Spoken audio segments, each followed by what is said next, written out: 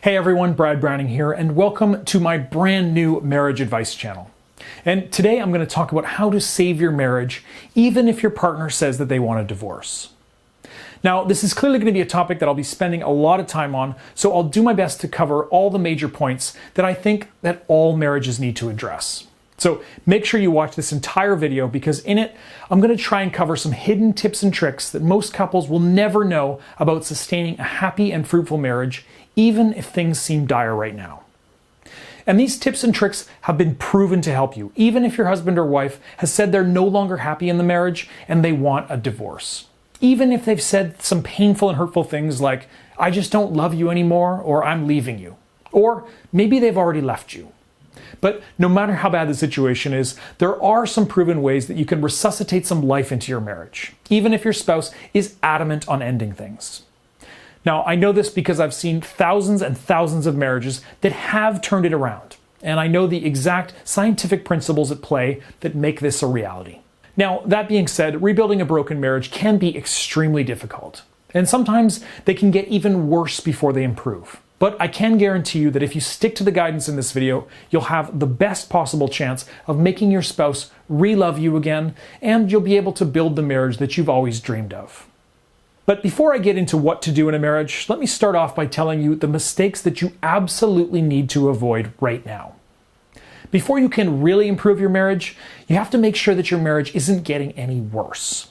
Now, I call these critical errors my big marital mistakes. After years of coaching thousands of married couples, I've noticed that these mistakes are commonly committed amongst the worst marriages.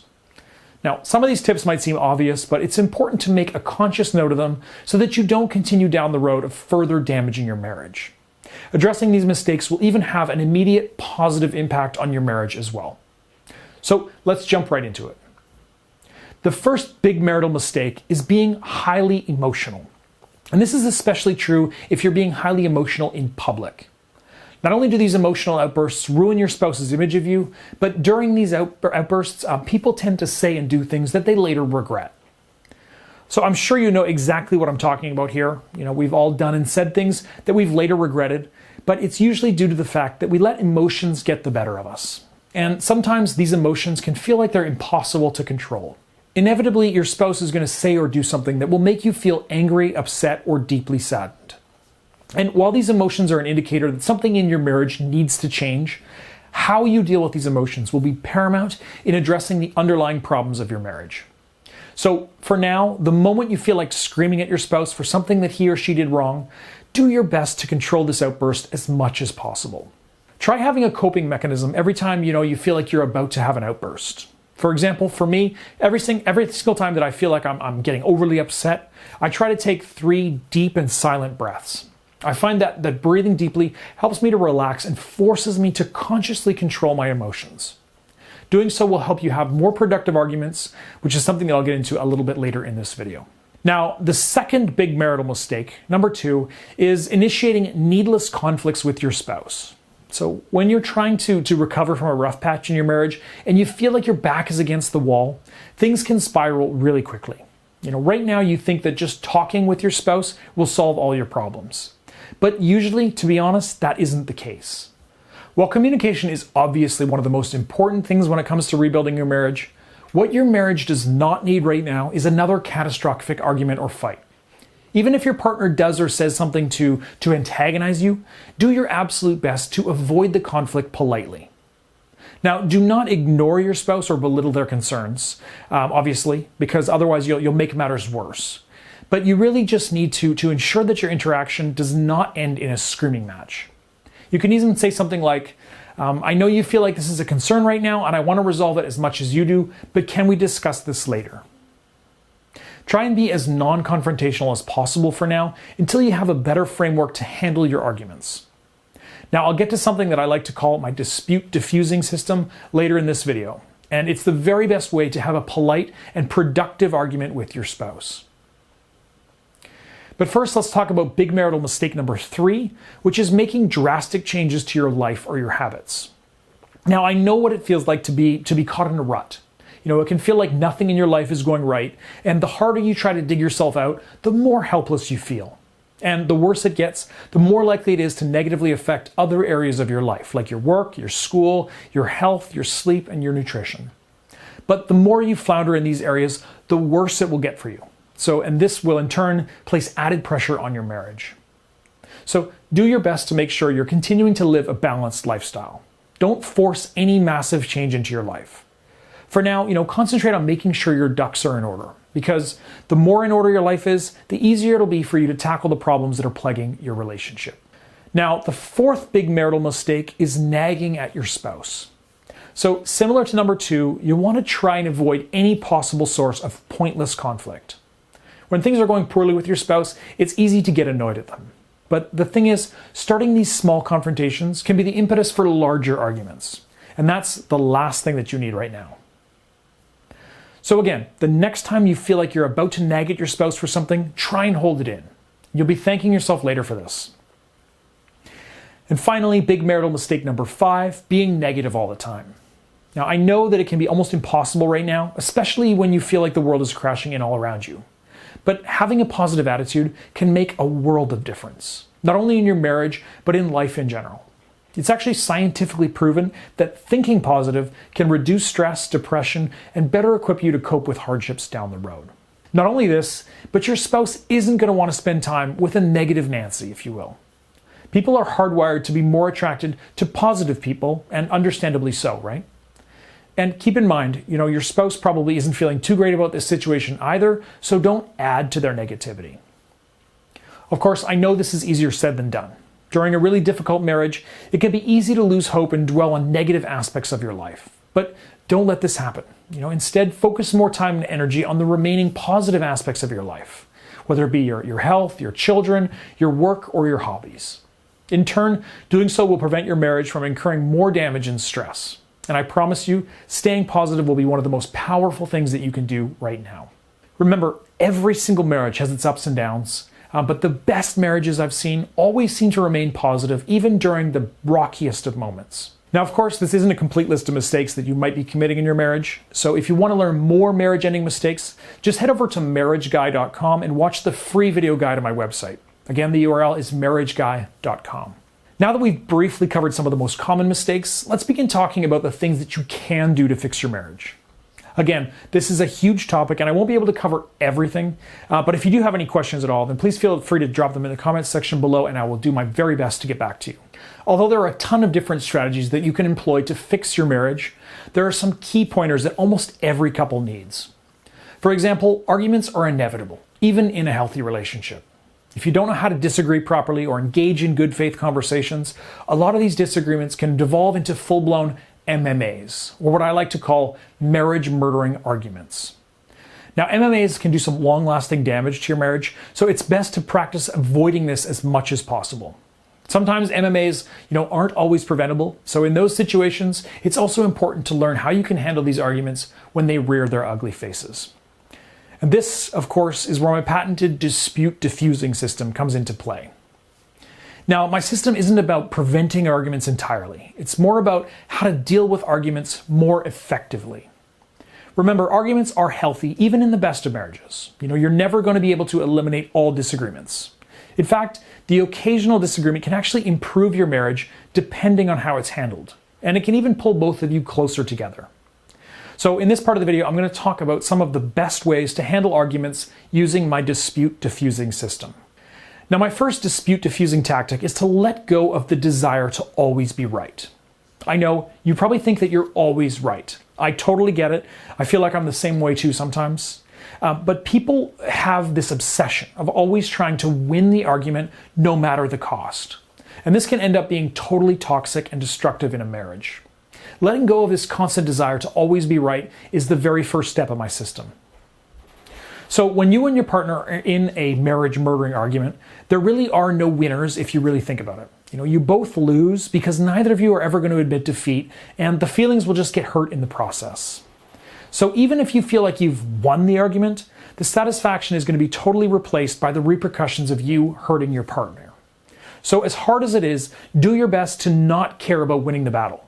Instead, argue in good faith. The goal of a disagreement is to uncover the truth, no matter who's right or wrong, and come up with a solution to your problem.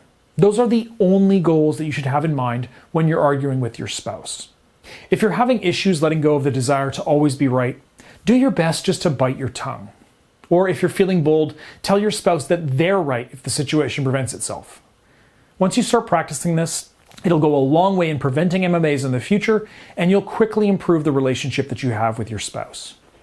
Now, the second dispute diffusing tactic is to take short breaks from arguments. So when you're in the middle of a massive argument, emotions can run rampant. And if left unabated, these emotions can turn your dispute into a full-blown marriage-murdering argument. So to counteract this, one of the best tactics that you can employ is to take breaks during your argument. Now, you can do this by simply letting your partner know that you need a quick breather. Now, do not simply start ignoring your partner and take a break. Trust me when I say that ignoring your spouse entirely will make the situation 10 times worse. Instead, you have to let your partner know that you're getting upset and that you need a moment to burn off some steam.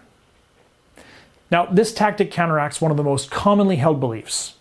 Have you ever heard of the saying that you should never go to bed angry? Well, I'm here to tell you that that piece of advice can be dead wrong. Depending on the situation, going to bed and taking a break from the entire argument is actually usually the best course of action. Because honestly, usually the next morning after, you'll be willing to enter the argument with calmer nerves and a more rational mindset. And sometimes you'll suddenly realize that the argument you were having the night before wasn't such a big deal to begin with. All right, and dispute diffusing tip number 3 is to learn to conduct your arguments with more respect. So to some this might seem obvious, and it should be, but when emotions get out of hand, we have a greater tendency to say things that we later regret. Name-calling, put-downs, and pointless insults are obviously bad, and there are always ways to articulate arguments in a way that don't offend your partner. But there are less obvious ways to convey your points with more respect.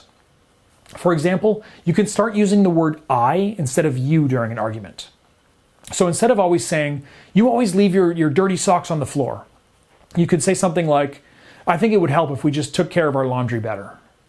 And just by changing a few words, you can change the entire complexion of the conversation. By making these little changes here and there, not only will your spouse be more receptive to your requests, but don't be surprised if your spouse starts treating you with more respect in turn. Now, dispute diffusing tactic number 4 is to use well-timed humor during your argument. Now, you're going to have to be extra careful with this one, but if you do it right, injecting some well-thought-out humor can de-escalate potential arguments quite well. So let's use the previous tip as an example. Instead of saying, "You're always leaving dirty socks on the floor," you could say something like, "The stench of your dirty socks could kill a moose." Okay, maybe that wasn't the best joke, but I'm sure you can sniff at what I'm getting at, Anyways, these are just a few tactics that I have in my dispute diffusing system. If you want to learn more about it, you can head over to my website at marriageguy.com and watch the how-to video guide on my website. Again, the URL is marriageguy.com, so head over there right after you watch this video. And of course, learning how to handle arguments is only a small sliver of what you need to save your marriage. Sometimes your situation is so complex that you might need situational advice. And for that, you definitely could try marriage counseling. But the thing about marriage counseling is that it's expensive, and generally speaking, your partner has to be on board with it, otherwise it just won't work out.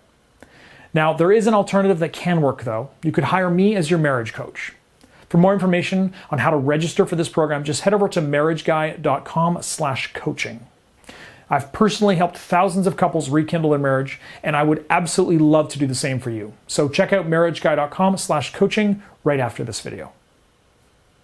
Now, I'm guessing that if you're watching this video right now, things must be really bad. Otherwise, I'm sure you wouldn't be here. So what if things are falling apart? What if your spouse has already said they want separation or divorce? What if they seem dead set on leaving you and your family? Again, this is a very difficult situation that has a ton of possible solutions. However, it's important to remember these basic ground rules if you find yourself in this ordeal. Rule number 1, do not panic. Now, it's natural to feel anxious when thinking about the concept of divorce, because after all, human beings are hardwired to feel threatened when they're about to lose something significant in their lives. But when it comes to fixing your marriage and making your spouse fall back in love with you, hitting the panic button will only make things worse. And you could, end up pushing your spouse even further away from you. So as difficult as it is right now, you must remain composed, even if all you want to do right now is scream and cry at your spouse. Rule number 2, Buy as much time as possible. So when your spouse decides that he or she wants to leave the relationship, believe me when I say that they've thought it through. Something like this usually doesn't happen overnight. So you have to realize that at this point, there's nothing that you can do or say right now to change their mind. So right now, the best thing you can do is buy as much time as possible. Now, why do you want to delay? Well, there's a few reasons for this. First, it's going to give you and your spouse some much needed time to cool down. Remember, this isn't easy at all for your spouse either. They're probably incredibly emotional, and thus now is not the time to berate them about it. Now, if you have already berated your spouse about this, then that's fine, but calming down as much as possible is going to be key here. And you absolutely have to refrain from any more emotional outbursts. Secondly, buying time allows you to come up with a solid plan for saving your marriage. It'll allow you to really diagnose what went wrong, and it'll give you time to fix those problems. Rule number 3, tell them you understand what they're going through, but make it clear that you're willing to put in the effort. So you have to validate how your spouse feels. They probably haven't been satisfied for a long time, to the point that they probably don't think that the marriage is even worth salvaging. But you have to make it clear on your end that changes can be made to save the marriage, and you're willing to put in the effort to give your marriage a second shot. At this point, they might not be willing to accept the effort that you're putting forth, but at this point, you just have to make it abundantly clear that there is another option. And you need to make it known that they have a partner that's willing to put in the effort to make things work. Rule number 4, give your spouse a little bit more room to breathe. So right now you're probably feeling desperate and all you want to do is talk with your spouse. And while it is important to communicate at this point, you absolutely must not smother your spouse. You have to give them time to breathe and for their emotions to settle. Only then will you be able to use some of the tactics that I cover in my program and here in my other YouTube videos. Now, of all of these rules, it's most important to remember number 2.